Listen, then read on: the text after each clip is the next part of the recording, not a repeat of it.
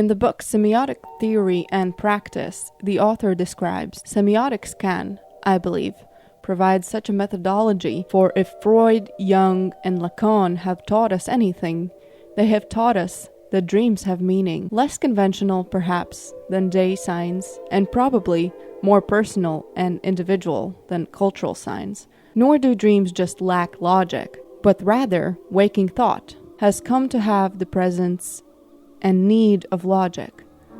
A casual, if cynical, look at the universe ought to substantiate that the world, although physical, is not logical.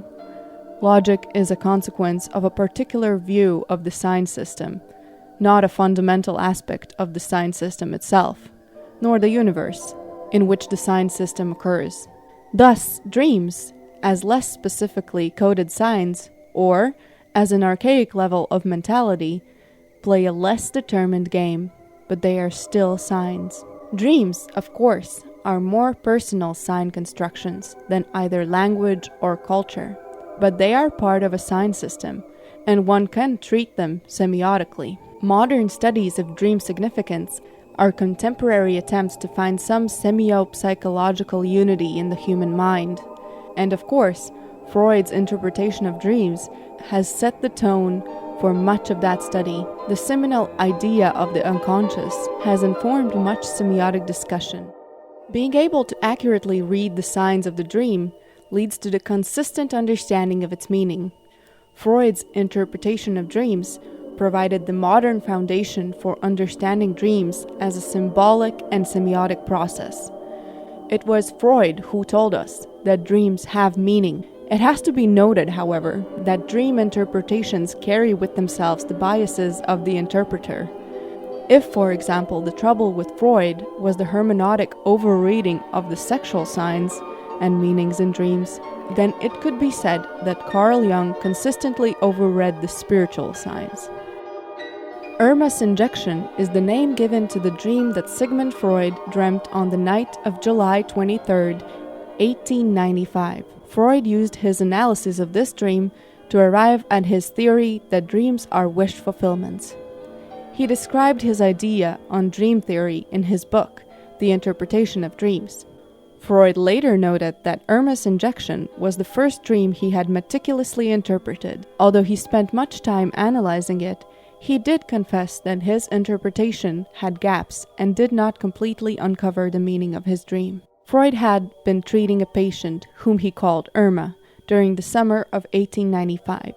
At one point, he proposed a particular treatment solution that Irma was not willing to accept. Irma's treatment was partially successful, but it ended before it was complete. After some time had passed, Freud visited with a colleague who knew Irma and asked about her condition. Freud was informed that Irma was better, but not quite well. That night, Freud dreamt the dream that is known as Irma's injection. He described it as follows. A large hall, numerous guests whom we were receiving. Among them was Irma. I at once took her to one side as though to answer her letter and to reproach her for not having accepted my solution yet. I said to her, "If you still get pains, it's really only your fault." She replies, "If you only knew what pains I've got now, in my throat and stomach and abdomen, it's choking me." I was alarmed and looked at her.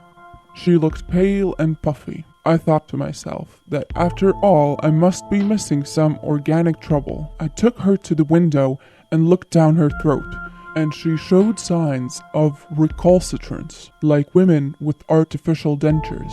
I thought to myself that there was really no need for her to do that. She then opened her mouth properly, and on the right I found a big white patch. At another place, I saw extensive whitish-gray scabs upon some remarkable curly structures which were evidently modeled on the turbinal bones of the nose. I at once called in Dr. M, and he repeated the examination and confirmed it.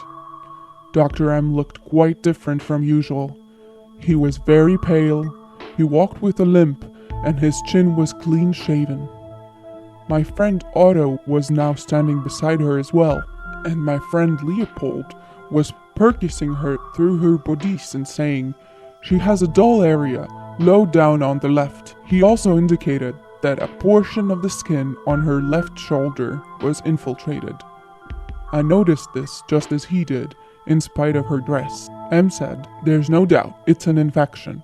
But no matter, dysentery will supervene and the toxin will be eliminated." We were directly aware, too, of the origin of the infection. Not long before, when she was feeling unwell, my friend Otto had given her an injection of a preparation of propionic acid, and I saw before me the formula for this, printed in heavy type.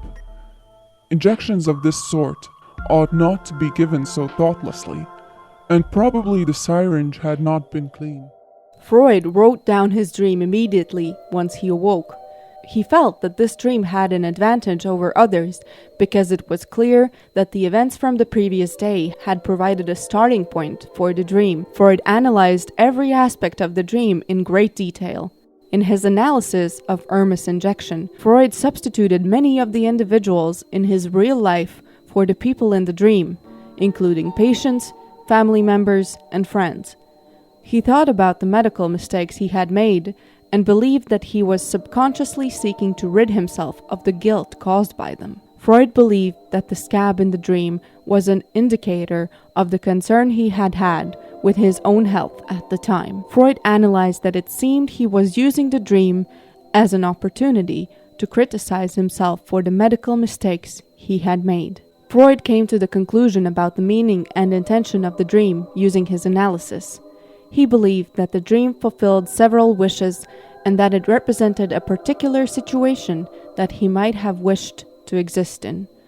Freud concluded that the motive of the dream was a wish and the content of the dream was a wish fulfillment. Freud eventually concluded that all dreams represent some sort of wish fulfillment. He analyzed his patients' dreams as well as his own using free association and found that in nearly every case the latent content included wishes, even if the manifest content seemed to be the opposite of a wish fulfillment. Freud believed that every dream contained manifest and latent content. He believed that the manifest content was the consciously experienced aspect of the dream, while the latent content was the hidden inspiration of the dream that could only be remembered after free association. Freud concluded that in cases where only the latent content of the dream contained the wish, the manifest content was helping to hide the embarrassing aspect of the latent content. In layman's terms, dreams allow certain needs to be fulfilled without the conscious mind needing to be aware of such fulfillment. However, the manifest content is not comprehensive because it consists of a distorted version of the latent content.